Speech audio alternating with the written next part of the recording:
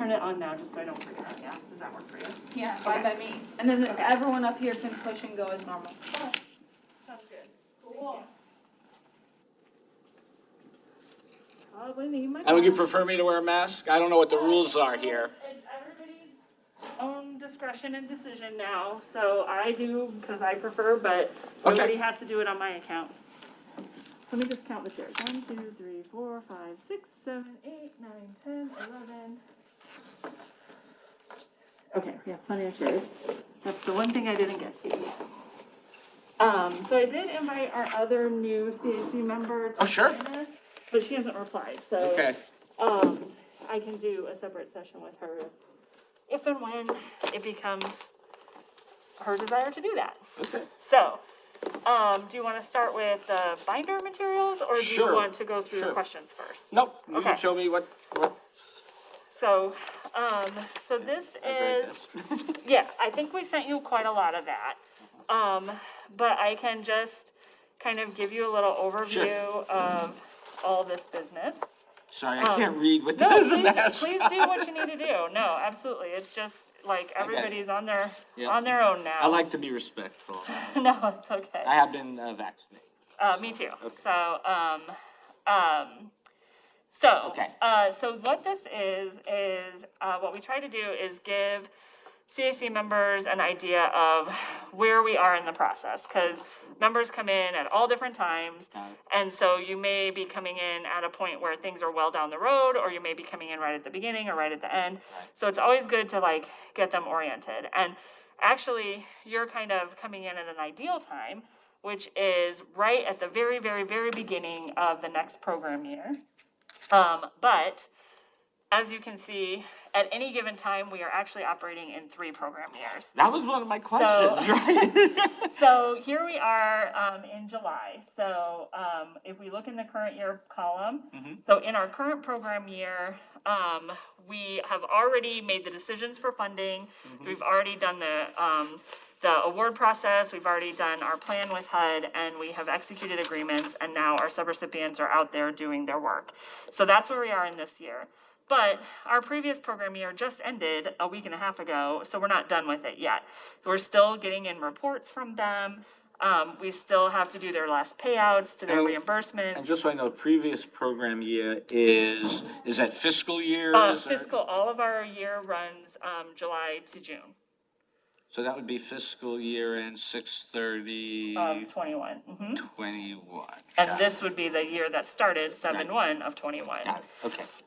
So we're trucking along in our current year, but we still have loose ends to wrap up for our prior year.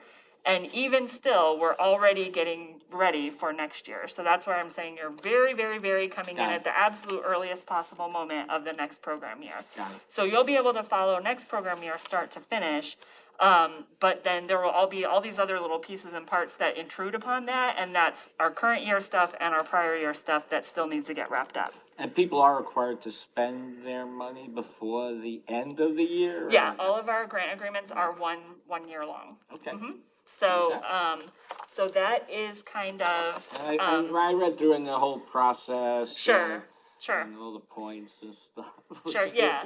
So, yeah, and so, so I think the important thing as we talk about this is there's kind of 2 things that happen that occur that make the CAC necessary and what their work actually is. So the city gets our CDBG grant from HUD. We're what's called an entitlement community, meaning as long as we follow the rules, every year we will get some amount of money. The amount of money we get year to year is never guaranteed. So it's usually in the neighborhood of $1 million. Some years it's been a lot higher than that. Some years it's been, closer to that number. Right now we're getting about 1.5, 1.6. At our highest point, we were getting almost $2.3 million. So, so the process of getting that money, while as an entitlement city, we are able to access it, there are still steps we need to take. So this whole process that we're talking about here, where we do public input and we do an application process and we file our plan with HUD and then we have to do reporting. We have to do all of that stuff so that we can access the money that is set aside for us. But unless or until we do all those things, we don't automatically get the money. So you have to kind of meet all the program requirements and then you get the money. Makes sense. Because nothing in life is free. And part of that's reporting on prior years' money. Yes, I'm assuming. exactly. Right. Yep, Okay. and financial management is a huge part of it. I mean, obviously, Right. anytime the federal government's giving money away, they want to make sure we know how every single dollar is spent. So that is kind of like to orient you. So I gave you the calendar, that will take you up through December. So our allocation process really starts kicking off in January. I will get out an updated calendar, but we're waiting on. That's when applications are due for. Yes, And then they come and make presentations. Got Sure. it. Okay. So our application process begins actually tonight, where the CAC reviews the public input survey and the public input information that we're gonna use over the summer to gather input on how the money should be spent. Okay. Then we'll come back together in October and the CAC will weigh in on local objectives, which are kind of the language that guides the application process.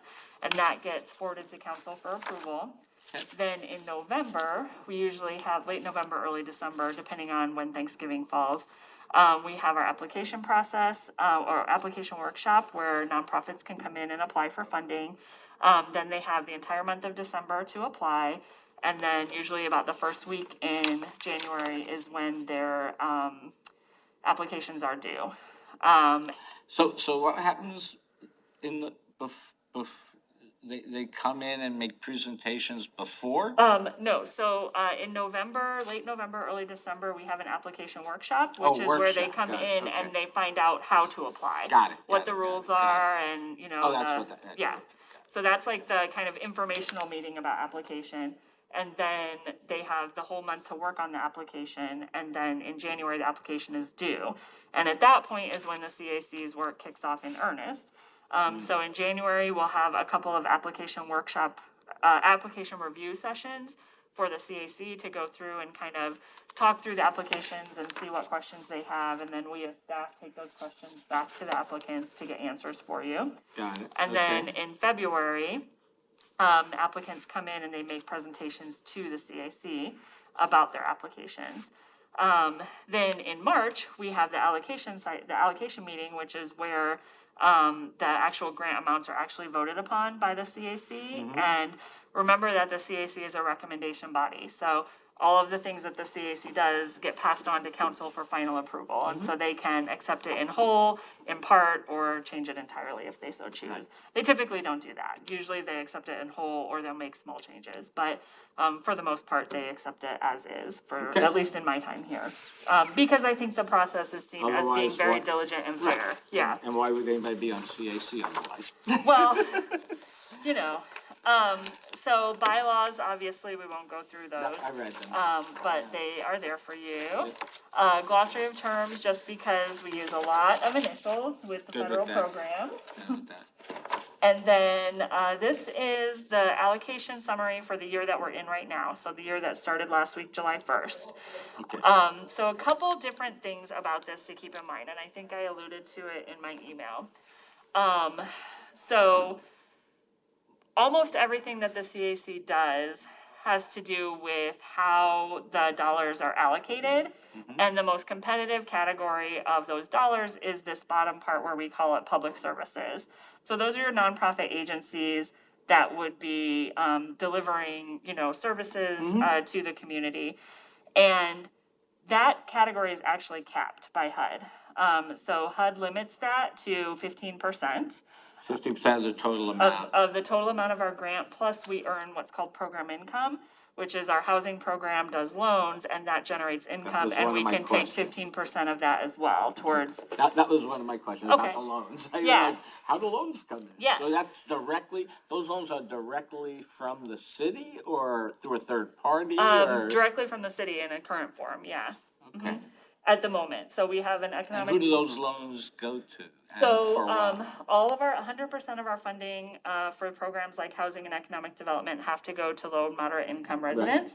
So, in terms of housing, they're low and moderate For income. down payments on Down homes, payment things like that? assistance, so we have several main programs, about 4. So down payment assistance program, which is a grant. Owner occupied rehabilitation program, which in the current form are either forgivable or deferred loans.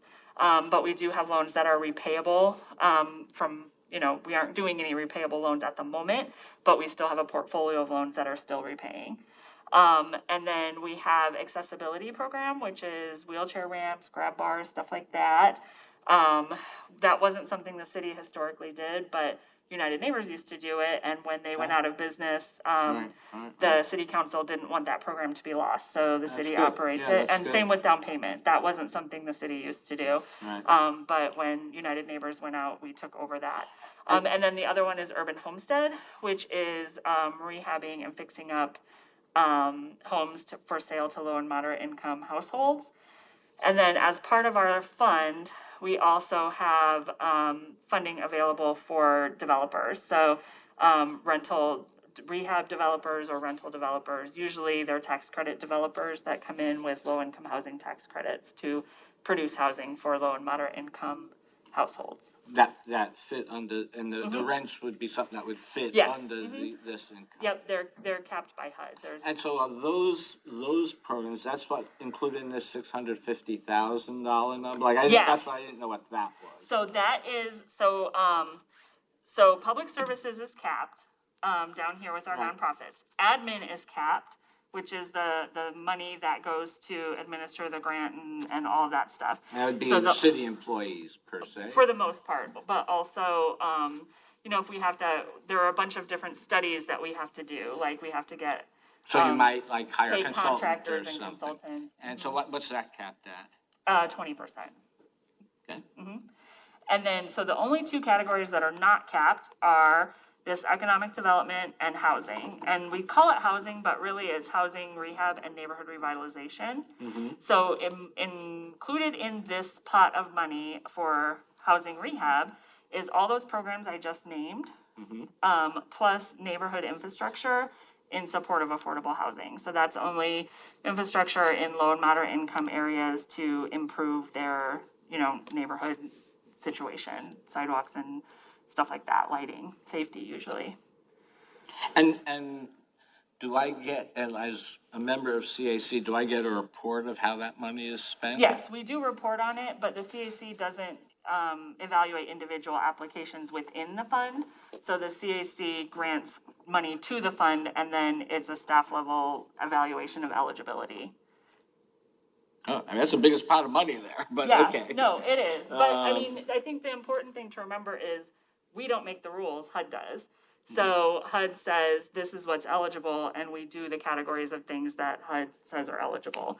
So it's, I think from a staff perspective, sometimes, I know from a public works perspective, it's frustrating because there are lots of things they would like to do that they can't because it's not eligible. Within the, Yeah.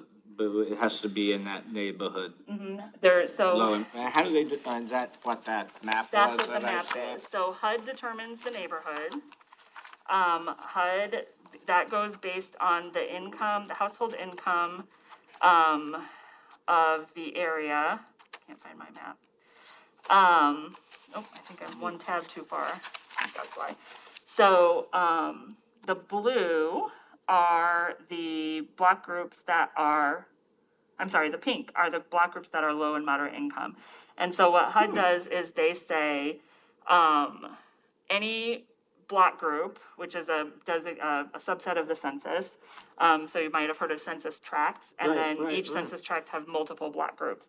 And so any block group that is 51% or more, with households that are low and moderate income qualifies as a, low and moderate income block group. This is different than the one that's online, I think. This one might be newer or older than that one, but I can, October 2019. I'm just curious, because I looked and where I live, said it was not in a low income. where do you live? I don't remember. I live right by Garfield Elementary. I think Oh, it's okay. 117 Okay. is what it said online. but. And it could be too, so this map is at the block group level, but when we map to the census tract level, so there are. I mean, it Yeah. doesn't matter, I was just So curious. it could be that yeah, it's a yeah. census tract map, because like, so if you have one census tract that's 80% low mod, but or one block group that's 80% low mod, but the other block group in that census tract is only 20% low mod, it doesn't average out to 51%, so the whole census tract wouldn't be eligible. Got So it. Yeah, I was just we try curious. to Yeah, go yeah. to the block group level as much as we can, because that actually Gives you more gives you more area ability that is to do it. eligible. Right. So, yeah, so it might just be that the map that we had up there is a census tract or something. And what is the $319,000 number? So the 319, that is the staff and operations for housing rehab programs. And when I say housing rehab, I mean that whole category there. It's almost 50% of the, So the other thing too is the CAC, awards entitlement funds, which is what these total up to. But remember we talked about program income. So, the loan funds generate $350,000 a year that isn't on here because the CAC doesn't allocate it. Because it's part of a revolving loan fund that goes directly back into the fund that generated it. So basically, the 650, if you add 350 to it, that's what's actually spent in that category in this year. And then likewise with the economic development, 150,000 is what they generate. where is that on here when you say economic development? Right here. They didn't request any new entitlement funds this year, so that's why it's 0. But they do still generate program income, which is $150,000. And where does that income come from? From their loan fund. Oh, so they already have a loan. Yeah. So HUD, Specifically for low and moderate income businesses. businesses. And businesses owned by low and moderate income people, and also businesses that employ low and moderate income people. And do we have a list of those? We report it every year to HUD. I can give you, in fact, I can send you a link to our paper. They're all in there. Yeah, For the most recent I'd love year, to yeah. get that as well as, I mean, you said that we have a list of what we spend, even though we don't approve it, but we get, So in your Details. packet that we sent you, I got a lot of stuff. yeah, so in the meeting packet for this, every month you get or every meeting you get a financial report, and that shows what has been, spent to date. I mean, I think my staple's getting off. Oh, no. Well, I can pull it up on my computer. What was this? If you grab it, I printed it for you. Oh, that's it. I printed it for everybody, because it tends to, so this month it's a longer one, because it has the survey in it.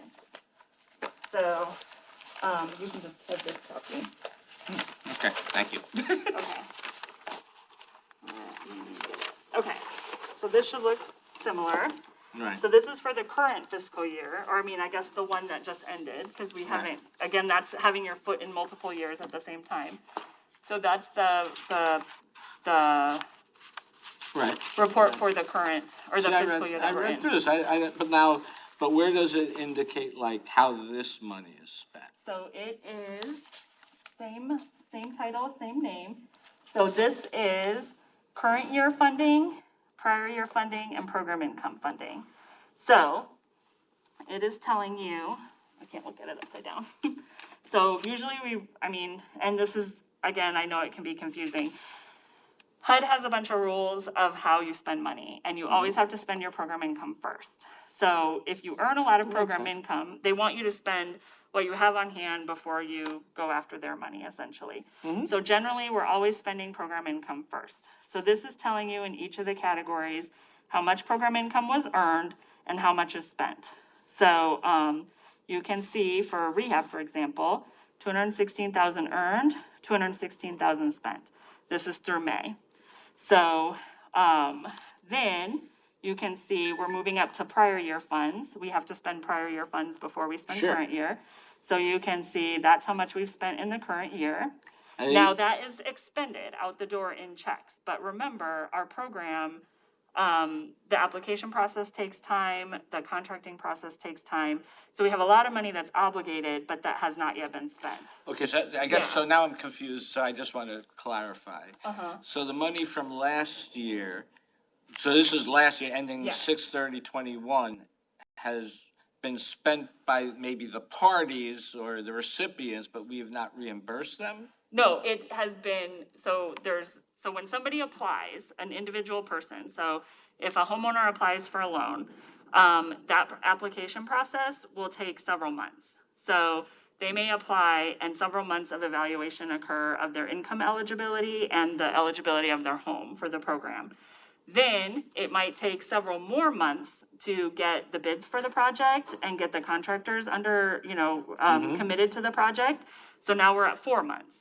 Then it might take several more months to actually do the work. So if they're doing an extensive rehab, it might take 2 months or 3 months to do it. And so how long do they have before we have to expend the money, I guess is my So question. every year, so HUD doesn't look at it at a project by project level, they look at it in the aggregate. Right. So every year in May, the city has what's called a timeliness deadline, which is that by that date, you need to have expended a certain amount of the money. But Okay. they aren't concerned which of the buckets you're spending it out of, they're looking at it in the total. Okay. So,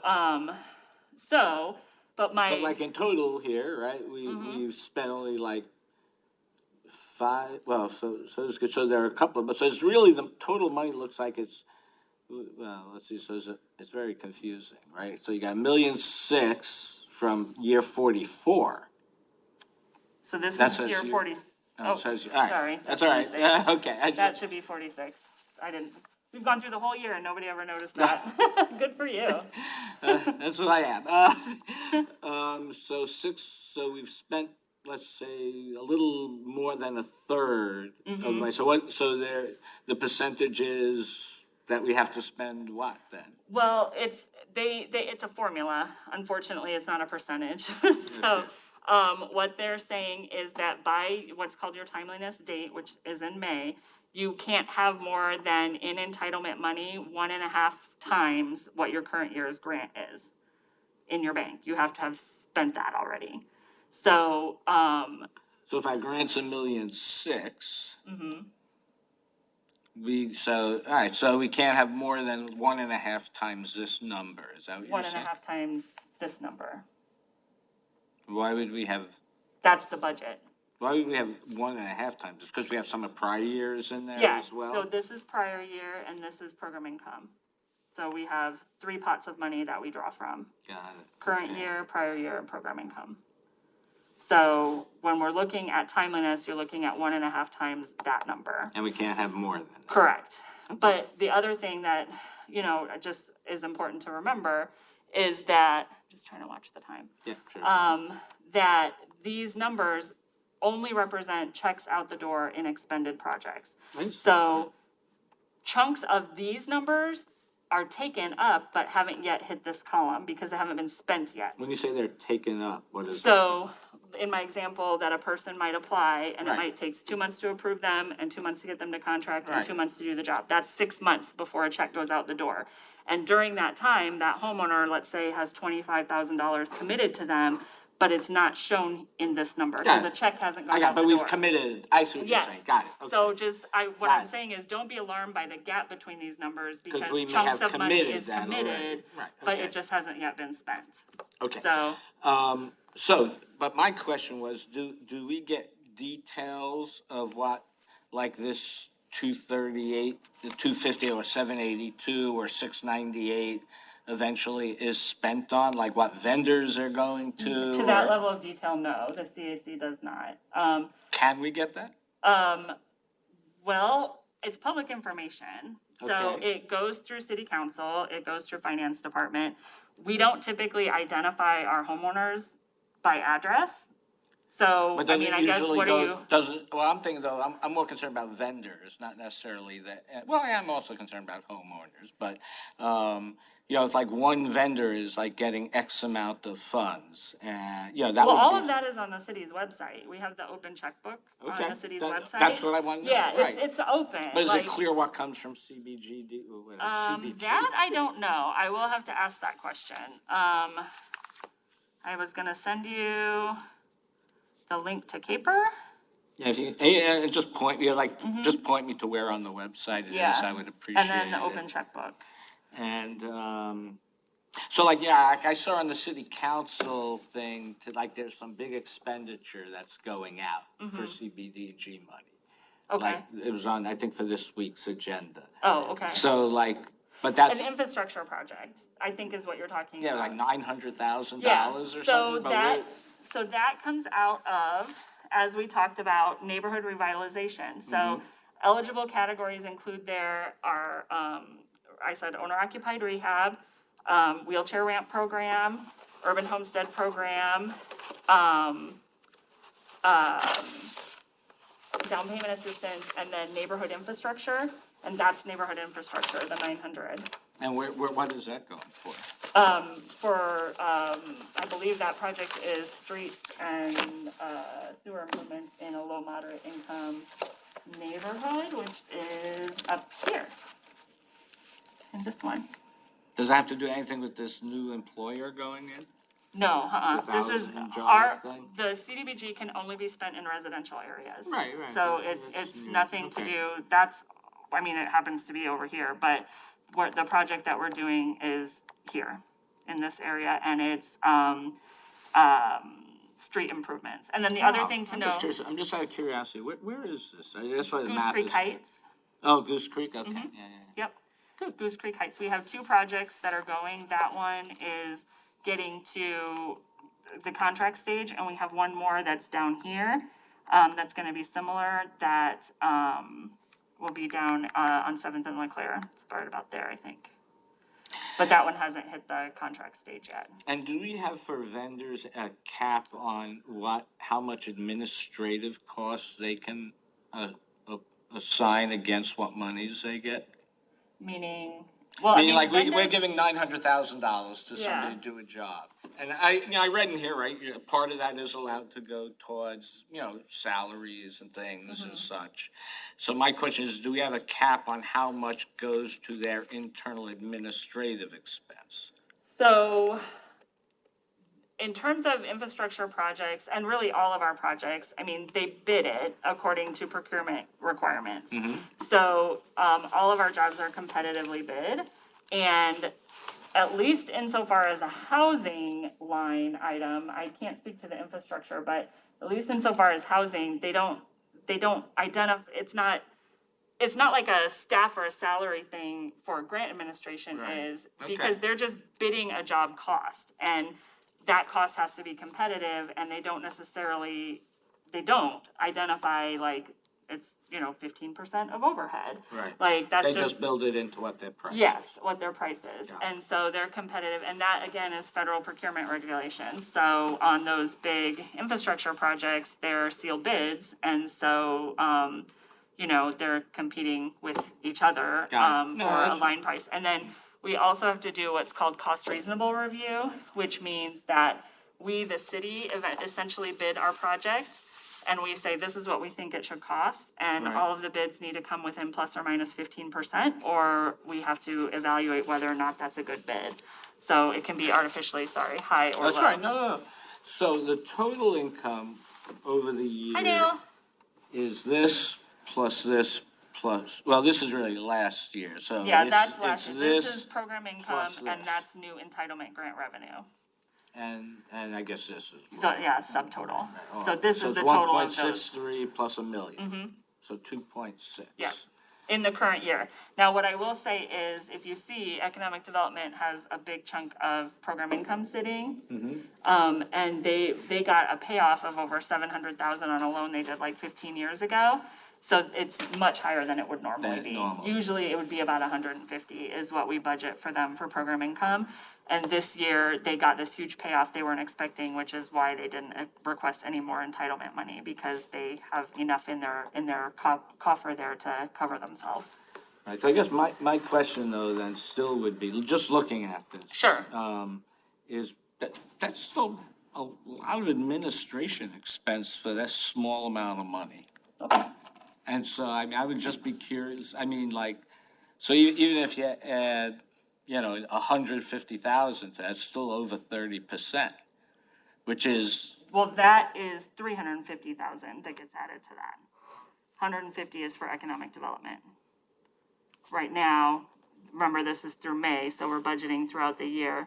So we're at 200. 216, so we usually get to about 350 every year. And this is in the program budget for the income. whole year, okay. Yeah, so that's the entitlement portion of the budget for rehab, and then there would be the program income portion of the budget for rehab. Yeah, so even 250 plus 698 is, so that's still, whatever, 950. 319 over 950 is still about 30%, which is, Yeah. I would not give money to I understand. Yeah. a nonprofit if they had that high Sure. administration expense. Sure. So, No, it's a valid yeah. opinion. right, Yeah, absolutely. but like that. So that's my question: is this city employees? Is this allocated city employee? Like how does that It's, calculated? So it's allocated city employees. It is, the rehab programs are expensive programs to run. They're staff intensive because they. I don't know. That's what I'm asking, yeah, right? So, I mean, I'm not criticizing. I just Sure, want to sure, understand. sure, I right? understand. So, for example, we have 2 rehab specialists, and they are in charge of, like I said, we have to do cost reasonableness. HUD has a lot of regulations about how we run programs. So we have to do lead assessment risk analysis for every project. We have to make multiple site visits even before we get to contract. We have to do site visits almost every day that the contractor is working and sign off on them. And then we have to do payouts and punch lists. Yeah, I mean, it's just expensive, project. So, and you're working with a clientele who a lot of times aren't used to hiring contractors on their own. So they tend to need a lot more hand holding. So that's on the rehab side. Then we have a financial specialist whose job is to determine their income eligibility, because we can only award funding to those who meet the income requirements. So that's expensive. And then there's a portion of the supervisor that covers that. And then the other thing I would say too is included in both the admin and the rehab admin is what are called indirect costs, which the city is allowed to, by HUD, and does, charge percentages of other city operations to the grant. So, because we use the finance department, we pay a little bit towards finance. Because we use the, Yeah, I get it. yeah, Right, so right. that how kind much of stuff, the percentage does legal that come department. to? I will have to look, I Yeah, I'm don't just remember, curious. but. I mean, yeah. But yeah, so included in that is all the bucket of things. The certifications that the rehab guys have to have. It's just, it does add up, and it is expensive, and I don't defend it, but No, it no, is. no. Right. I mean, that's Are why you I Adela? Yes, I am. Hi, nice to meet you. I'm Heather. So, Do I have to wear a face mask? No, I choose to, but you don't have to. No. If you want to grab, you have a name tag, and you can choose to sit wherever you would like, up here or here at the table, whichever you prefer. Okay, thank you. the other question I had, I saw in here there were things about, rental assistance. Now, where would that fall under? So rental assistance, first of all, the city has a department for Section 8, which is Office of Assisted Housing, which is housed in our department, and they get their own funding for rental assistance. The rental assistance that comes through for CDBG, if it came through, would be to developers through this same housing rehab fund to produce new units. So CDBG does not have an eligibility category for direct rental assistance to tenants. Well, not direct, but I saw where it said it pays like up to 4 months rent for people or something. So that's our CDBG CV program that we are funding. That is not even on this page. It's coronavirus money that does not fall under this Well, it was in, realm. oh, okay, but it was in, maybe I saw that online, I don't. Yeah, so that is, HUD has a waiver that's enabling that up to 6 months. But they didn't waive the lead requirements, so it's effectively only 3 months of requirements, and we pay Salvation Army to do that.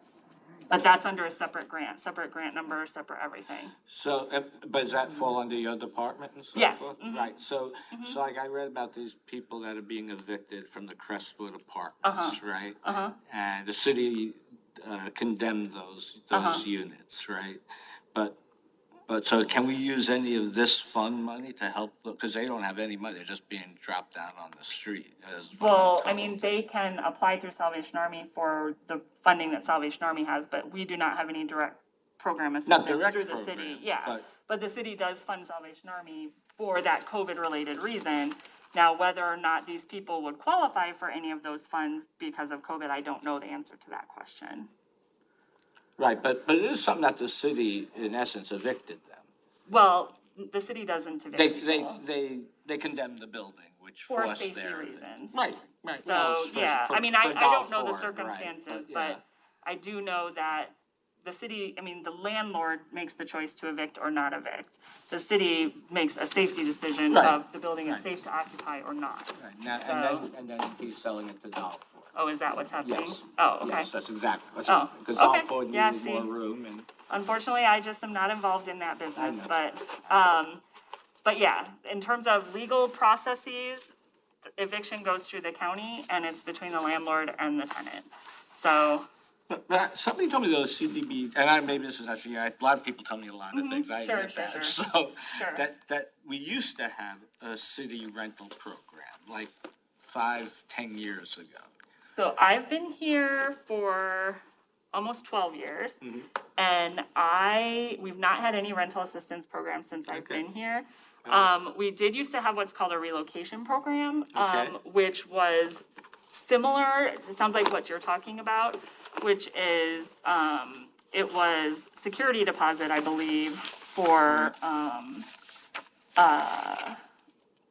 people that were displaced from units because of like a fire or like, substandard or what have you. Right. So it was security deposit, and my recollection, it didn't last long when I was here, I don't know how long it had existed before I came, is that it wasn't used very much, and that's why they got rid of it, 'cause But it's, where would that money come from then? well, I mean, the CAC would have to allocate that money, and so for the program year we're already in, all the money is allocated. So there would be an application made, in that case, the city operated it, so the city applied. And back in the day, I'm assuming it would have had its own line up here. So it would have been a separate program within this category, because it would be housing, would be my assumption. I couldn't use any of the income money for something like that? So all of this has already been, well, this is last year, so this Right. year is done anyway. But for this, which is the upcoming year, or the year that we just started, all of this has already been reported to HUD, and HUD has approved the plan for it. So we can't now just go back and add something that we didn't already say we were gonna do.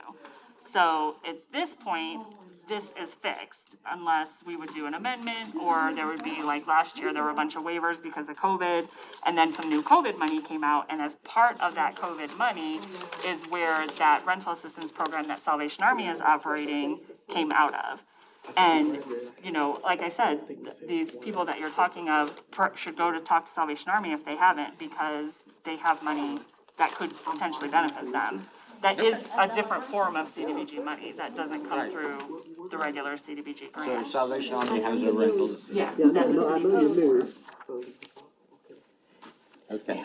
No, just sit wherever you like. We don't know who wants to sit close and far away, and, yeah, so, with everybody making their own distancing Well, decisions. sorry, I didn't mean No. to, thank you for, I really No, appreciate anytime, it. and if I didn't. It's all new, I'm sure I'm gonna have a million Oh, more sure, questions. sure. If we but- didn't get through all your questions, feel free to give me a call and we can chat if there's anything that was missed or that you just didn't get through your list or anything, So really, we're really only deciding about $200,000 out of all this money. No, I mean, the CAC votes upon, when we get to allocation, which is in March, the application process culminates in March.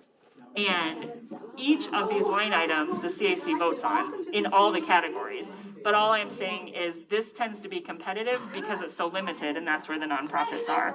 HUD caps it, and this is capped, so really. So what do we discern about like this money or this money, like how it's spent? Again, the CAC makes program level decisions. Mm-hmm. So you say, here's how much goes into the fund, and then the fund does whatever's eligible under the HUD program for those activities. So let's say I want to do something, let's say we decide we want to do something more for rentals for people, right? Yeah, is that something we could put as a priority that then that group would? That would fall under, so the CAC doesn't so much set the priorities themselves as they review the public input process and determine what the public input process and the required studies say that is needed. So if the public input process and the housing needs assessment and the analysis of impediments to fair housing would indicate that that is something that is needed, then the CAC could, as part of the local objective process, say, we want to put more attention on renters. But then it's incumbent on nonprofits and the city and anybody who meets the requirement to apply with a program that can meet that need. Because we can't just have money that doesn't go anywhere because there's no program that meets the need. It's very complicated. Yeah, so, But there's a definite need for low-income housing. sure. I mean, Oh, I don't think there's any people- question, yeah. I don't think there's any question about that. Well, thank you, I appreciate Yeah, no. And help yourself wherever you would like to sit. I just Sure. didn't know who wanted to sit close and who wanted to sit far away, so you just sit wherever you would like. Hello, I'm good, how are you? So this is your fabulous CAC member binder. And it has all kinds of good background information that you may find useful. And if you want to chit chat about it, to go over anything, I mean, feel free to give me a call or set up a time. I mean, whatever you would like to do is. That's okay, no, that's fine. Oh, okay, well then, all right.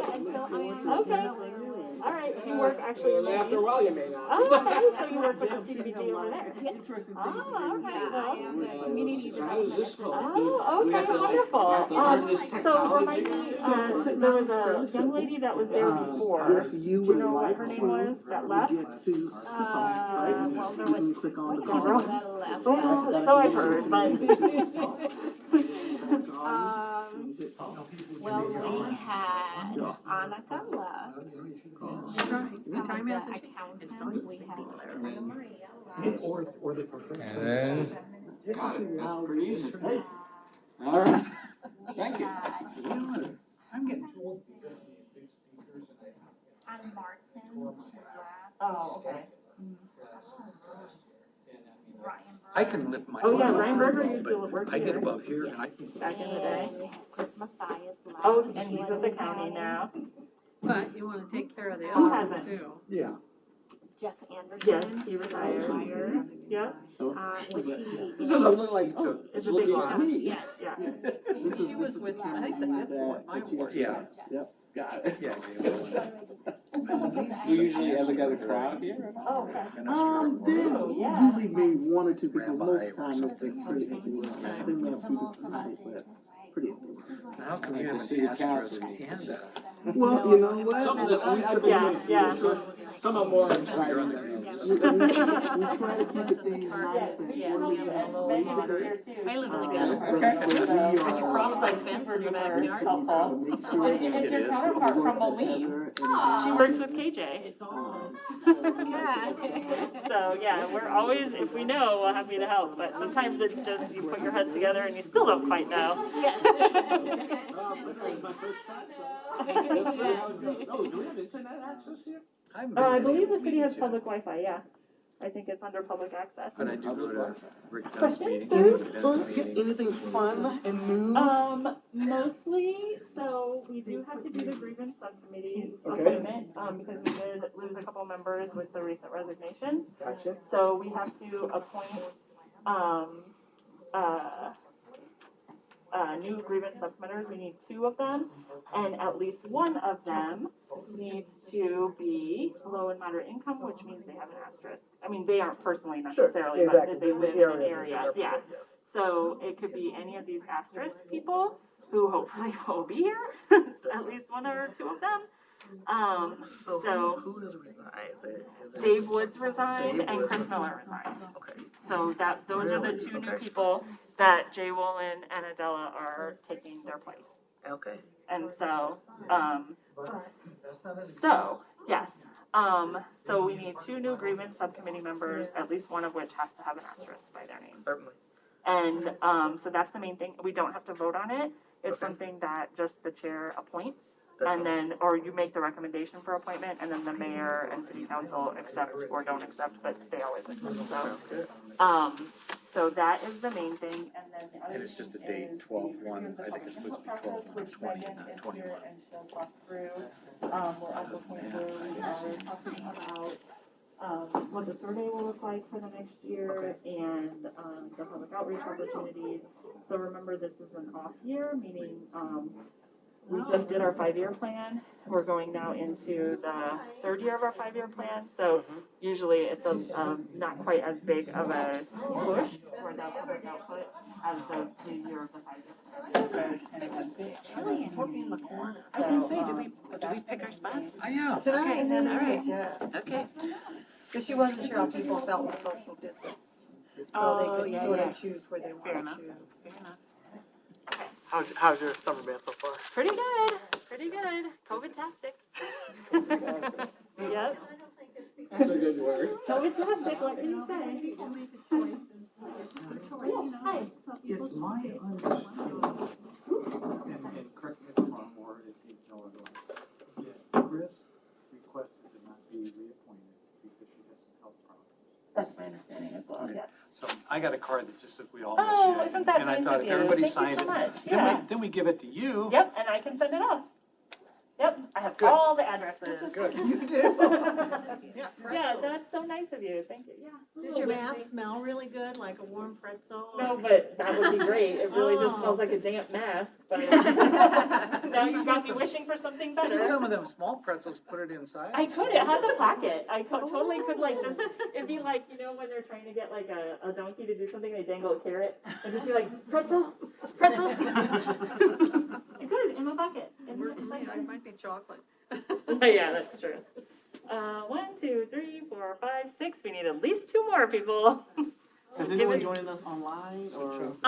That option is not, the executive order has been lifted, so that option, yeah, so I had 8 RSVPs, so I'm presuming at least a couple more people are gonna pop in, but, we'll find out, so.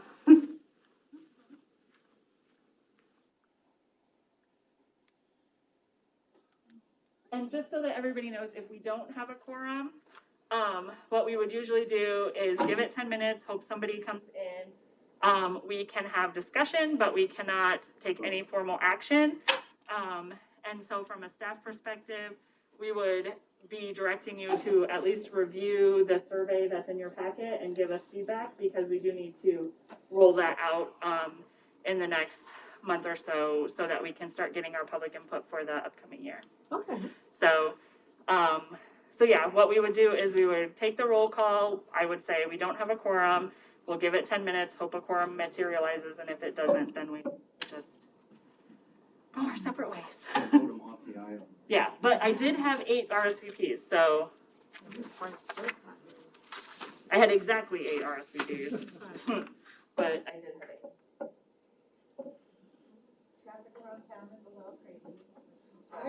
I was the first one. I must have hit every light green coming down. I mean, it's like, wait a minute.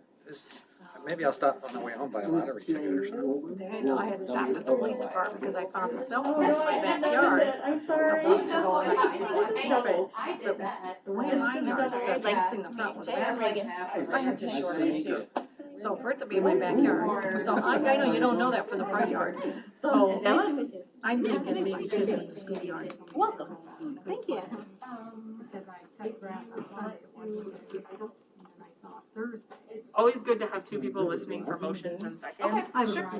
So just so you guys know, we will be looking for a little bit of information, like about a minute, just, just some great stuff. Oh, yeah, you can do a lot.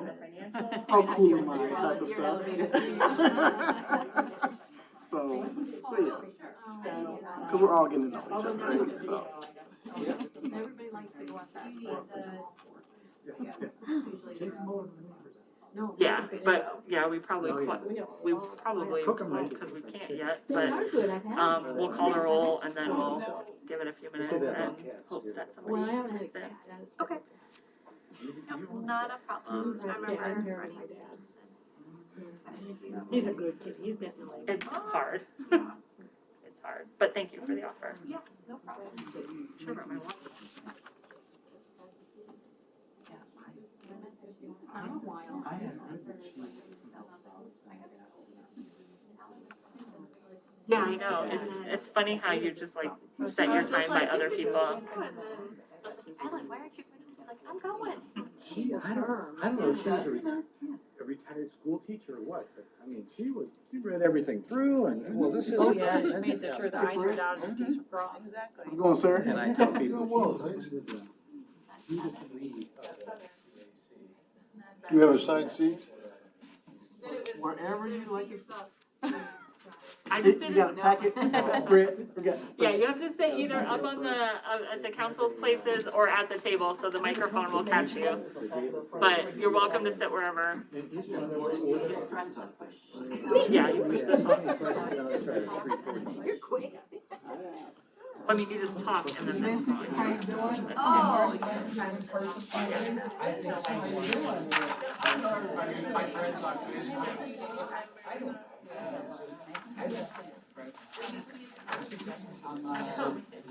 Somebody put this here. So Della, during the day, so during the day, what do you do? I work for the city of Wayne. Oh, wait, awesome, okay, great. I So we are on, Living where people, yeah, that'd be great. What about yourself? I work for the state. So I work for we help people find employment and get people out. If they lost their jobs, they can go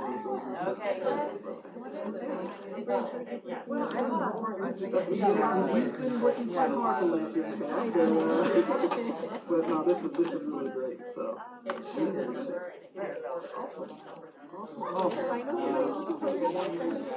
Please, our employers are desperate need to find people that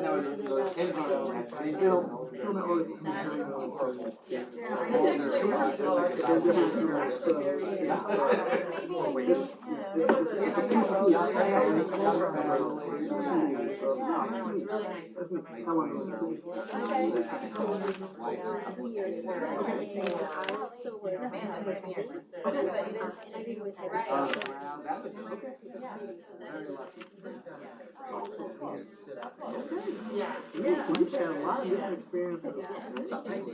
So when you were on there,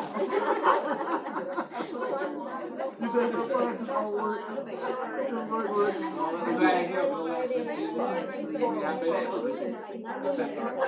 And work. You know what? You gotta play it, right? So it is 6:03. Heather, do we? I would say we probably have maybe 40% of people. Yes, so we can start it. Ask me to call the roll. All right.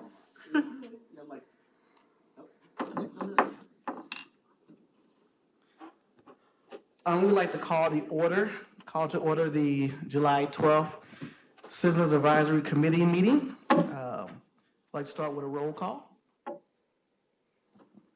Holloway, Present. Hodges, Present. Klassen, Present. Gilmore, Present. Obleton. Here. Patel. Nolan. Here. Winkler. Johnson. Rose Here. Johnson. Present. Wolin. Present. Rasso. first time. Present. Kelly. Bird. Lord. Keeper.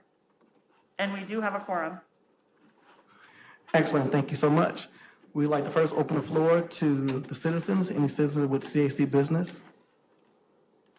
Seeing none, we would like to go to the first order of business, which is the CAC membership changes. So joining us tonight, we have two new CAC members. We did have two members resign since our last meeting, which was in March. Chris Miller resigned and Dave Woods resigned also. So those seats have been filled by our new members, which are Jay Woolen and Adela Rasso. And typically what we would do at a first meeting for new members is allow them some time to introduce themselves, give a little, background of, how long they've lived in Davenport, where they work, that kind of thing. And then the other members would go around and introduce themselves as well.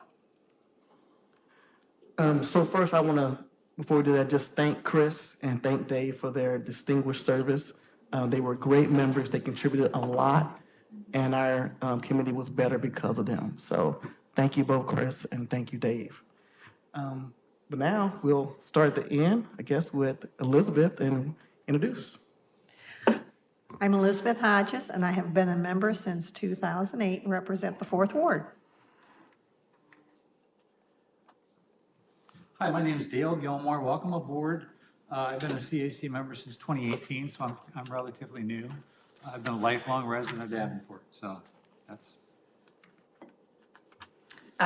I'm Reagan Johnson. I also live in, oh gosh, like, where do I live?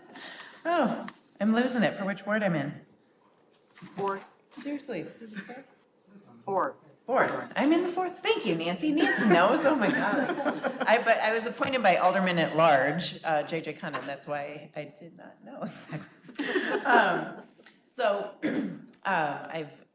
I've been on the CAC, I think, since 2018 as well, and it's a great group of people. I'm Jay Woolen. I am the minister of the Unitarian Universalist Congregation of the Quad Cities. I've been here for 10 years. I served for about 5 years on the Davenport Community Advisory Council about racial profiling. I've worked with Quad Cities Interfaith as part of a team that helped create Scott County Mental Health Court and the 100 Ready Workers Program. And I'm active and one of the founders of the Quad City Sanctuary Coalition. And as well, I work annually on the Quad Cities Yom HaShoah Committee and the Martin Luther King Day Planning Committee. And many other things, but those are the highlights. Wonderful. Thank you, Jay. Welcome to the committee. Thank you. My name's Mark Holloway. I've been on the committee since 2017. Been in this area for about 25 years, and I'm happy to be a part of the CAC. All right. Well, I don't think I can top Mr. Woolen over here. Well, my name is Adela Rasso. I have lived here in Davenport for about 25 years. I am a migrant from Mexico. I have a master's degree in accounting from St. Ambrose University. I have done about 15 years in management, in different retailers such as Target, Hy-Vee. I'm still with Hy-Vee after 13 years. I've been working for the city of Moline for the last 2 years. I work in the Community and Economic Development Department. I am the assistant, so therefore I am somewhat familiar with CAC over here, and I really want to say I appreciate the opportunity to serve my community. Thank you. Thank you, Adela. Welcome. Good evening. I am Nancy Nolan. I have lived in the 4th Ward for 20 years with my husband, who's lived there for 38 in the city of Davenport.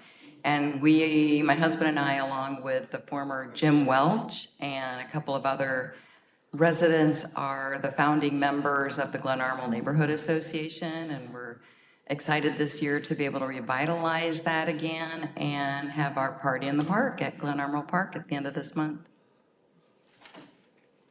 Oh, and this is my first year with CAC. My name is Fred Klassen. I've been on the board since 2013. Seems longer.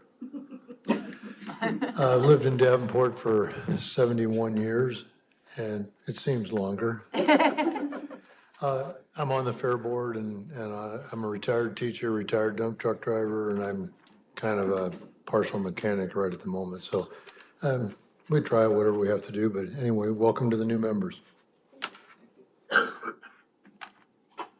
Okay, my name is Joseph Overton. I've been on the CAC committee. At this point, I think I'm the oldest one on the CAC committee. And in terms of years on the CAC committee, okay? 2008, I just looked it up. Yes. And I've been around doing some of the good times and some of the challenging times. What we do is very important for the community, and making this commitment means a lot for the community. Thank you all.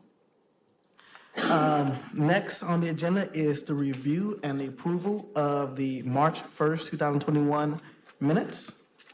Has everyone had an opportunity to review those minutes?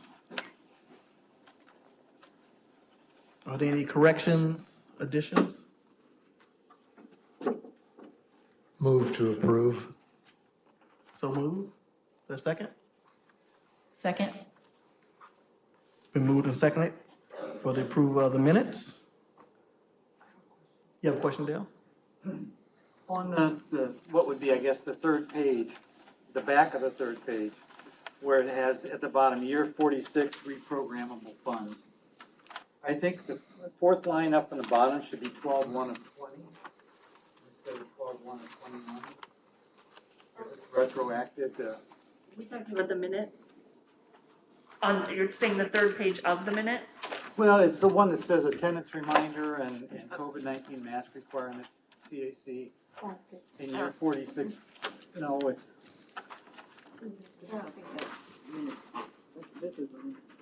Okay, well, it's on the back of the page that has the financial report. Oh, so that's like we call them staff updates, so that's not actually part of the minutes. No, the meeting minutes, let's formally approve those and then let me know your change and I can get it updated. Okay, sorry. The meeting minutes end just before the financial report. All right, all those in favor say aye. Aye. All those opposed?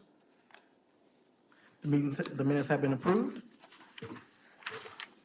Next, we will have a review and acceptance of the financial report. I entertain a motion. I thought there was a question on that. That was that's on the staff updates. Okay, that wasn't with the financial report? It's separate. Okay. Then, I make a motion that we approve the financial report. I entertain a second. I'll second it. Okay, second by Hodges. All those in favor say aye. Aye. All those opposed? Been moved and approved. Now we have a review, now we have a look at the staff updates now. We'll take a little,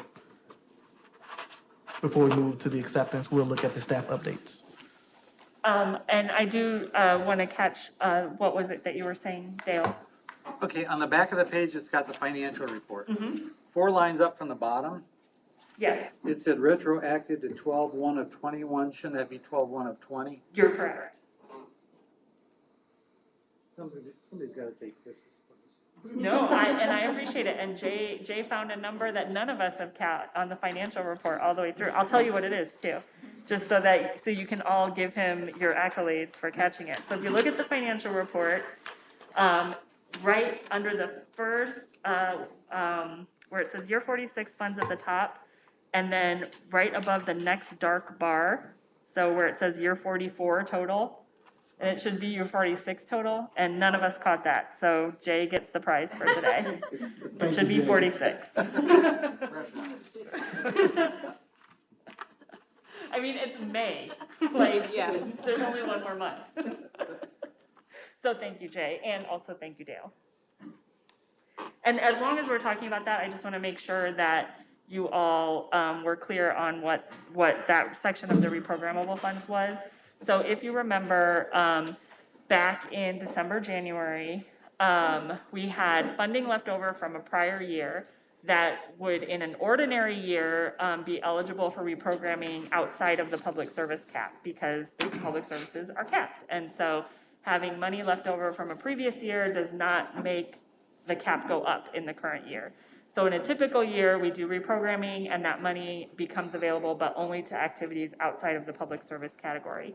Because this year HUD issued a waiver regarding COVID, it allowed us to count COVID-related activities outside of the public service cap. And so if you recall, back December, January, the CAC reviewed applications for reprogrammable funds. At that time, we received applications from all the subrecipients were invited to apply, but we only received 3 applications. One from Project Renewal, one from Big Brothers Big Sisters, and one from Boys and Girls Club.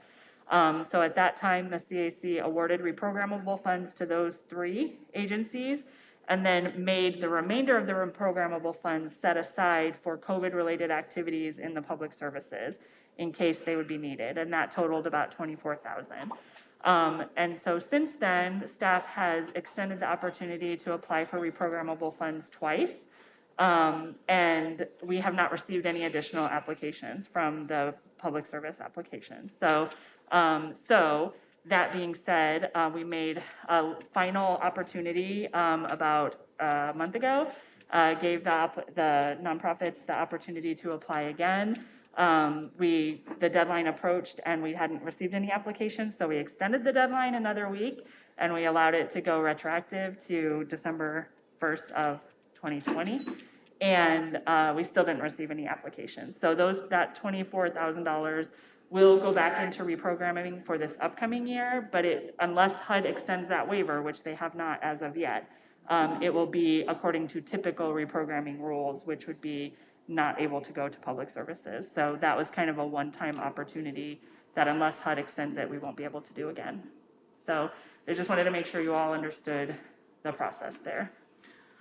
Was there much interest in the subrecipients in receiving any of that additional funds at all? Or? Since that first round, we didn't receive any additional. And I think it's important to note that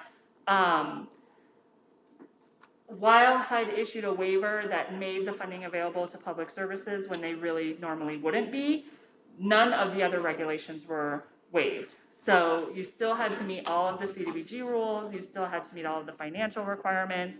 Ordinarily, we can't pay retroactive, but we tried to make that a possibility just to give them a final opportunity to use the funding.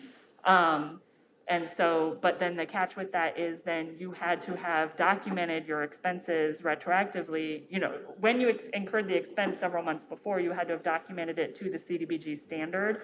And I think, you know, whether they did or didn't, perhaps there just wasn't an interest in going back and trying to find costs.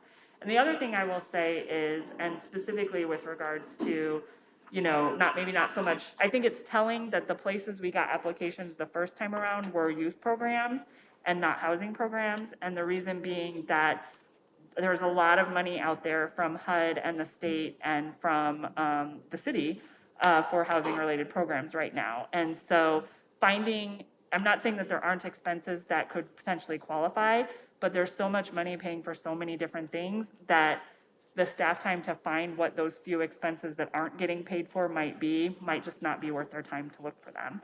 So there's just, right now we have ESG, which is Emergency Solutions Grant, COVID money. We have COC COVID money. We have the state Emergency Rental Assistance Program money. We have CDBG COVID money. We have home COVID money coming down the pike. There's just a lot of money out there right now in the housing realm. And so I think that's probably why we didn't get a lot of applications. Not that there isn't need and not that there aren't valid expenses, but you have a staff capacity and a time capacity and an energy capacity to look for those things. So I think that's perhaps a reason we didn't get them. Thank you so much. Are there any other questions? Adela? I have a quick real questions. So right here on the budget financial report, so for the Big Brother Big Sisters, it shows the $39,580. Does that reflect the additional? Yes. That they got? Okay. It's included in there. Okay. All of the ones in that that have 2 asterisks next to it in the financial report, those are ones that received reprogrammable funds the first time around. Well, the only time around because nobody applied again. But so that's included in their numbers. Okay, thank you. Okay. Thank you, Heather. Oh, I have one more tidbit related thing. Certainly. As long as we're giving staff updates. The other thing I just kind of want to read into the record is, for those of you who were here in March, we voted, the CAC voted on the allocation recommendations for the year that just began, July 1st. And Megan, did our plan, submitted our plan, got all the public comments, it went through council, it was approved, and like 3 days later, HUD gave us notice that they had incorrectly calculated our grant amount. And not just ours, it was every grantee across the country, so we had to go back through the process and do an amendment. Poor Megan is getting really good at amendments. She's done a lot this year with COVID. And so we did have to go back and recalculate everybody's award, but we did so according to the criteria that you gave us in March, which was plus or minus 15%. So this is a good example of why, even though in March we knew our grant number, HUD had announced it and we thought it was written in stone, we still did that plus or minus 15% contingency just in case. And this is a good example of why, because had we not done that, we would have had to have a special meeting and run it back through CAC again. But the change was small enough that we were able to use the existing criteria to do it. So I just wanted to make sure that you all were aware that that had happened as well. Thank you, Heather. Are there any questions for it? Yeah, I was just wondering, was it a negative or a A positive? positive for once. It was $24,000-ish, I think, additional. And I did talk to our field office about it, and they said basically what had happened is that whoever in HUD calculated the formula, they forgot to include the new entitlements. So every year some new entitlements come on, so they had not correctly calculated that. So basically they just divided the pie wrongly, so they had to go back and do it again. And I would like to note for the record, this is the second year in a row. That's all. Not that I'm counting. So then each organization that did get funded to their full ask, that they receive additional funds? Yeah, so in the public service category, they most of them were fully funded, already when we left out of March. So it was only a couple at the bottom that got a little extra money. Okay. So. Thank you. So next, we're going to talk about, we have some vacancies on our grievance subcommittee. So Heather, can you briefly describe what the grievance committee does? And we'll move forward to see if we can fill those vacancies. Sure. So according to the CAC bylaws, there is one standing subcommittee, which is the grievance subcommittee. And this is a requirement from HUD that we have some way of dealing with complaints or concerns that arise out of our CDBG funded programs. So that would include anybody on this list, the nonprofit programs, operated by our subrecipients, the city's programs. If you are receiving a program funded by CDBG, you have to have a way to have some redress for issues that you may have. And fortunately, it's not a problem we've had very often. So I'm going to hit 12 years in December, and we've not had one since I've been here. So if you choose to join the grievance subcommittee, you don't need to be worried overly much about your workload. But it does happen from time to time. And the last time that it did happen was a year or two before I came on. I think there's still a member or two who addressed some complaints from a client of the housing rehab program. And the CDBG or the CAC grievance subcommittee's decision is the final word on the subject. So in that case, it required getting some information from the client, getting some information from the contractors. There's a disagreement about what should have been done in the work and the quality of the work.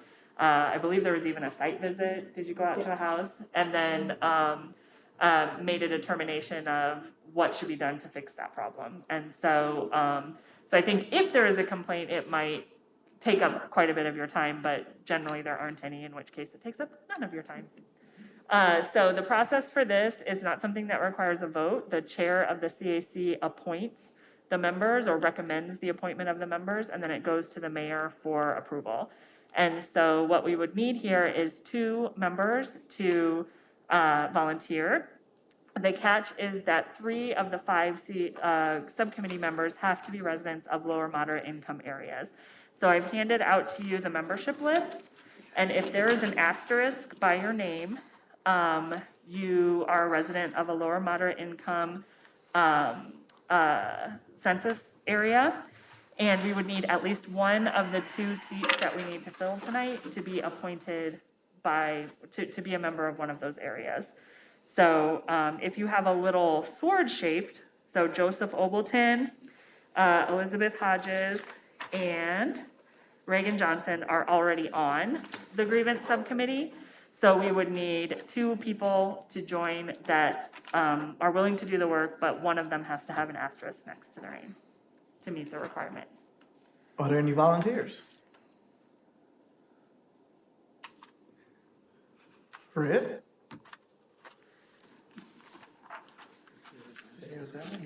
And so, hold on one second.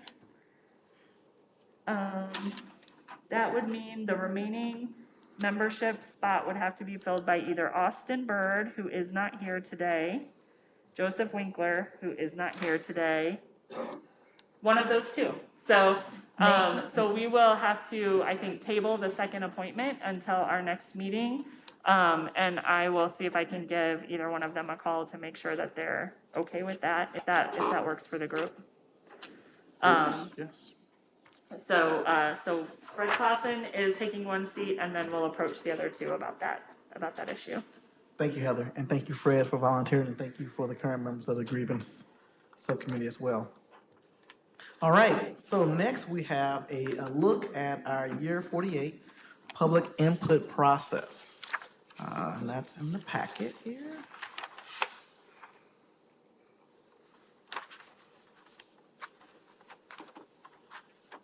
And I can go over it with you. Please. If you're ready. Okay. Yes, we're ready. All right. So there is a slight mistake. I had the final overview and then my draft overview. So just ignore the second page of the draft overview. Gotcha. Did that too fast. So the first page is just kind of like an overview of what we normally do. We're going into year 48 for the public input process, which would start next July 1st of 2022. So we always do the public input process the year before. And so this would be the 3rd year of our 5-year consolidated plan also. So we normally collect our input approximately August through mid-September, and then we present it in October, correct, Heather? I think October, okay. So what we've done in the past is we always do a survey. We have had it online through SurveyMonkey, and then we also do paper copies of the survey available at our city facilities. We send them out to our subrecipients, neighborhood groups, that sort of thing. We like to keep the same survey for all 5 years of the plan. So the copy of the survey is in your packet. This is the one we used last year. If there's any tweaks or anything like that, we can do tweaks to that.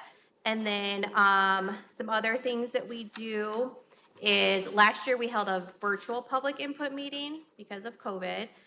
I think it went really well. Heather did it with me. We already have that PowerPoint.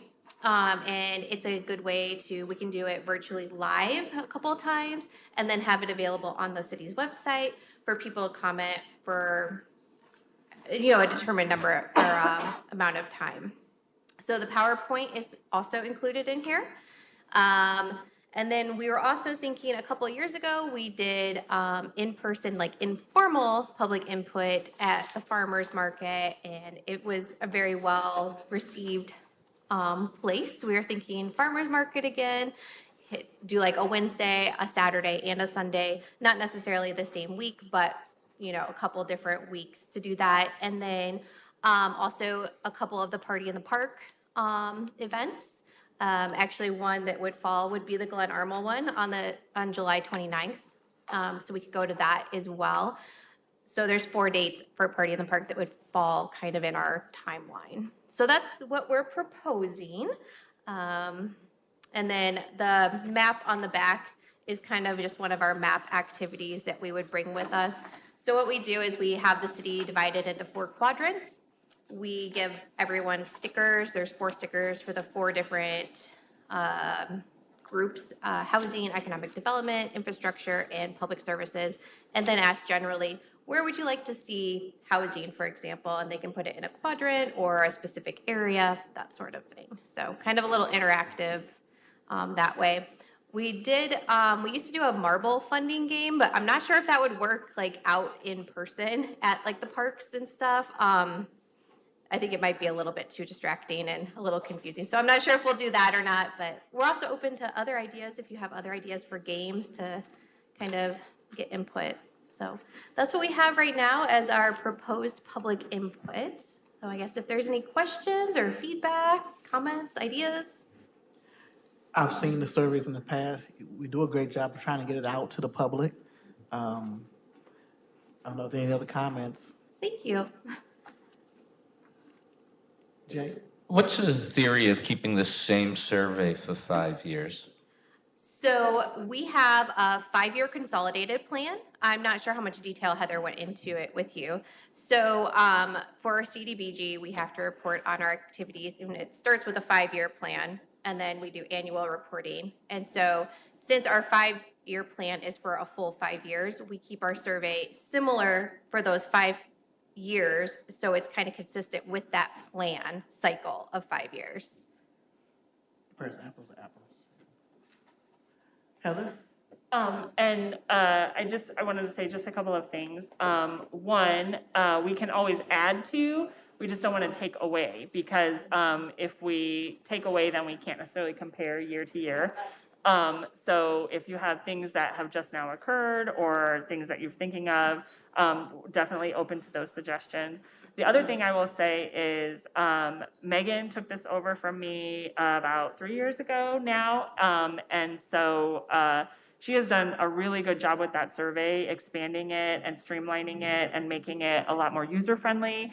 And I'm proud of her to say that other cities are actually using it now too. So I've been contacted by La Crosse, Wisconsin, and some other cities in our region who just really like the way that it flows, in part because if you look at it, if you have it there, once we get to the survey part, so you see it can be kind of wordy, right? So it's this whole grid of all these different things. But the nice thing about that is every eligible activity that CDBG allows. So we don't edit anything out. So you truly could pick in these categories anything that HUD would allow you to do as something that you think is important. So it doesn't necessarily mean we can do it all, but we aren't limiting the survey participants to just the realm of things that we already know that we can do. So I do think that is an innovation that is important. Again, we can only do the things that we can do, and we can only do things we have willing and able partners for that are qualified, but the sky's the limit as far as the survey is concerned. So there's nothing that has been edited out. So I do think that is important. And then the other thing, just about the 5-year plan, and I know some of the members that have been here a few years know, but just to orient everybody, I don't think I said that very well at the beginning. So when we enter year 48, which is July 1st of next year, that will be the 3rd year of a 5-year plan. So we're right now doing the public input for the year that will be smack dab in the middle of our 5-year plan. So our first year of our 5-year plan was the fiscal year that just ended, June 30th, and what a year it was. We no sooner submitted that 5-year plan than we immediately had to do 3 amendments to it because of COVID. So, and then we no sooner submitted year 2 plan than we had to do an amendment because HUD miscalculated our grant. So hopefully the 3rd year of the 5-year plan will be the year where everything smooths out and it goes according to plan. But that was just some context I wanted to make sure that I gave for those who are new to understand that we're gathering input for a process that we're already halfway through for next year. Thank you. Any other comments about the survey at all? Dale? Yeah, I like it, but I have a question about the scoring. Like, it says you can choose 3. Okay, if you only choose 1, does the one you choose carry any more weight than No, and actually, so if you do it in SurveyMonkey, I think it forces you to choose 3, but if they did it on paper, we'll just take whatever they put, and then when we tabulate the results, we'll say, you know, for like affordable housing, for example, say homeowner or homebuyer counseling ranked the highest percentage, or the top 3 were homebuyer counseling, lead-based paint, etc. So that's how we do it. So they're each almost like, I guess, for a scoring would be like 1 point for that category. I had a question about the grid. So the grid includes everything that HUD allows us to do. How much of that is typically the city, and how much of it is typically partners and subrecipients? Or do we have that information? Are you asking typically nationwide or? I would say Davenport, yeah. Okay, typically the public services are almost always offered by nonprofit agencies. In fact, it's required that they be nonprofit agencies or government agencies. Those are the only 2 that are eligible under the public service category. Obviously, there's some things that are going to be more naturally, there are almost always cities across the country, things like infrastructure and public facilities, because, you know, private developers aren't typically building sewers or community centers. So public facilities tend to be city activities. I would say, I don't want to say almost every, but the vast majority of cities across the country that get CDBG have housing rehab programs. It's a really, really common activity just because housing rehab is such a need. So, and those are offered, usually administered by cities and operated by cities. In larger cities, sometimes they'll subcontract out to bigger nonprofits a lot of the time. And the reason that cities tend to administer those kinds of programs themselves is because they are very, very, very administratively heavy, and they are also among the riskiest activities that you can do, because there's a lot of risk of repayment if you do things wrong with housing rehab activities. And so I think it's not as common maybe as it once was to have subrecipients in the housing rehab realm. Economic development is almost exclusively done by cities. And that's because, again, it's a higher risk activity, and typically cities are in the position to determine which types of economic development they're trying to foster in their community.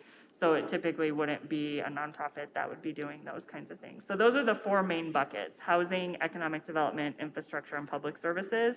And I would say the vast majority of public services, if not the majority of them, are nonprofits. And then the other 3 categories is a little bit more of a mixed bag. Okay. Thank you. Regarding the survey, the public input, so this isn't something that you vote on historically. We take your input and incorporated it. So in another, I would say by next Friday, so a week from this Friday, if you have any comments or suggestions that you would like to have considered for inclusion, just, you know, email me or Megan. Or email me and I'll get it to Megan, and we can roll that in, and then she'll have to start getting the survey online and rolled out.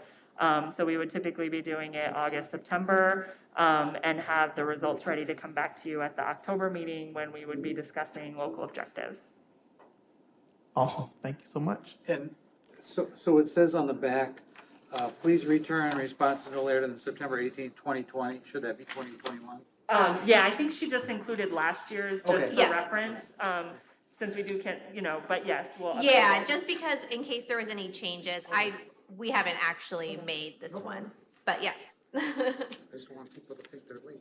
No. No, thank you. Thank you. Any other questions or comments? Jay? Under affordable housing, is there anything relating to eviction prevention and/or down payment for apartments, or things of rental support in there? I don't know if the wording is different. Sure. But So, that would fall typically under homeless services or prevention services, which are all public services. And emergency housing, assistance of that kind is a public service. So, trying to look and see. I know homeless services is under public services. So it's emergency shelters. Emergency shelters. That is the HUD categorization of those things. We don't make that decision, but that is their categorization. It's technically a homeless service or a homeless prevention service. We also have under housing a down payment assistance one too. Which would be for owner occupied, Yeah. but you're That's for- questioning about oh, I'm rental. talking about rental. specifically. Oh, okay. Right, that's, I mean, when I think of homeless services, you know, or shelters, I don't think of giving somebody 3 months' payment of rent or something of Sure. that nature. And so I Yeah. don't think that's very clear. And that would be covered theoretically on the CDBG, right? Under the homeless prevention, yes, and it's a public service. Is there a way to make the wording of that potentially clear? so- Or in addition to that? So to- what I would like to do is all of these came off of a HUD list called matrix codes, which are the eligible categories. And I would like to go back to that list and just make sure, I want to use their wording if they have wording. Because that's where we took everything from. So I don't want to send the impression we can do something that we can't. So I just would like to, we'll go back and we'll look at that. Okay. And see if there's any way to tweak that from the matrix codes. Thank you. And another thing to remember as well is that she mentioned that they have several different programs, such as Salvation Army, that people that handle the rental assistance programs for them. So even if it doesn't say that here, they are covered under the Salvation Army.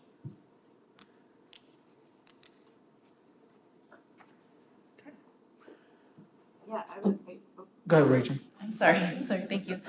Yeah, I was just thinking it would be, if you could find some additional description on each Yeah. of those, if you could, even if just each of these things was like a little link, and I don't know how you do the survey, but if it's scrolled over and then there's just like a little, you know. Okay.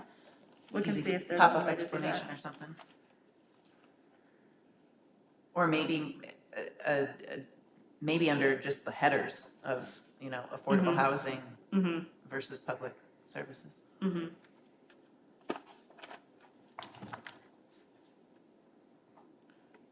Jay? Is there something here, I thought, again, there's a lot. Sure. About helping people open bank accounts? I'm not aware of that as an eligible activity. Financial counseling is an eligible activity, and that would be under, let's see.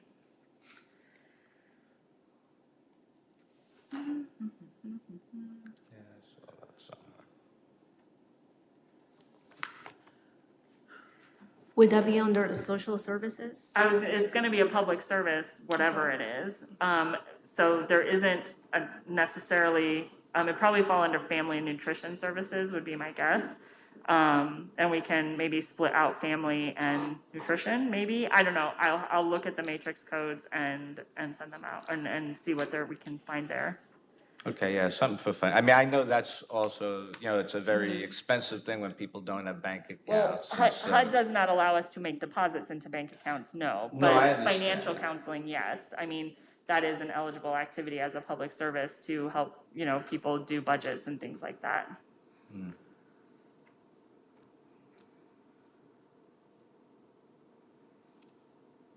Can you send me that list of Yeah. codes? Yeah, it's on the internet. I can send you the Just, link to yeah, it. just send me the link. Yeah, Yeah. that'd be fine. There are a million, like, things Yeah. out there to try Yeah. and figure out which one is which is difficult. Thank you. Uh-huh.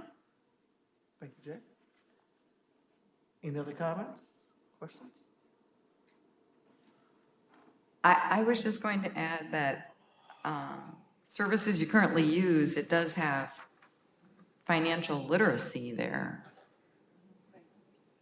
Yeah, so. Well, so the services you currently use is a category, I believe, that we put in some time ago to see what is it that they're currently using, not necessarily what are they looking for. So they may be using things that are not that one is, but they may be using services that are not CDBG eligible, whether or not they think it should be something that we should get, if you see what I'm saying. I didn't explain that very well, but just because it's in that list doesn't necessarily mean it has to be in the other list, because it may not be an eligible thing, is what I'm trying to say. But we'll get the list and we'll look at it and see what we can bring out of it. And so, just as a course of business, you guys will look at the list and make sure that. Yeah, we're and on well, like terms Jay as asked that we well. sent it, so Yeah. I'll just send it to everybody. That'd be great, thank you. Welcome in, the work your team is doing. Any other questions, last questions before we move to other business? Thank you all so much, appreciate all your hard work. Wait a minute. Go ahead, Dale. I'm sure all of you who were here last year remember Chris. I'm sure all of you that were here last year remember Chris Miller. It's my understanding that she was asked not to be reappointed because she has some health issues. So I bought a card that says, "We all miss you," and I thought if everybody wanted to sign it, we'd give it to Heather and she'd get it out to Chris. That's a great thought, very So- thoughtful of you, Dale. Pass around. So don't run off before, we'll start with Elizabeth. All right, so And it's a before we Hallmark card. do that, do we have any other business? The only thing that I had for you was, at this point in time, as I mentioned, obviously we'll take input on the survey up until next Friday, and then Megan will start getting that out. And then we will spend August and September gathering input from the survey and the public input options. And so while that is going on, just as was the case last year, and I believe the year before, we don't anticipate having any business for the CAC. So when that has occurred, in the past, the CAC has elected to cancel the meeting unless some pressing business arises. So if the CAC wanted to take that option this year, staff at this moment does not anticipate any pressing business to arise in August or September. So you're proposing that we cancel August, September meetings if there's no pressing business? Well, I'm making the CAC aware there is no pressing business anticipated. I would make a move that we cancel those two meetings unless staff feels a need and notifies us. I'll make that motion. I second it. Been moved and seconded. All those in favor, say aye. Aye. All those opposed? It has been Okay. approved. All right. So when we come back in October, that is when we will review the public input and set local objectives for the upcoming program year. Thank you. Any other business at all? I entertain a motion to adjourn. So moved. Second? Yes. Oh, third. You got it. I do. I got Gilmore. Whatever. You got it. All right, all those in favor, say aye. Aye. All those opposed? That concludes the July 12th Citizens Advisory Committee meeting. Thank you. Have a great day. Thanks again. No problem. Thank you all for everything. Thank You all for your contributions. Nice to meet you. Nice to meet you as well. That's a great idea. I think those little things help make it better, right?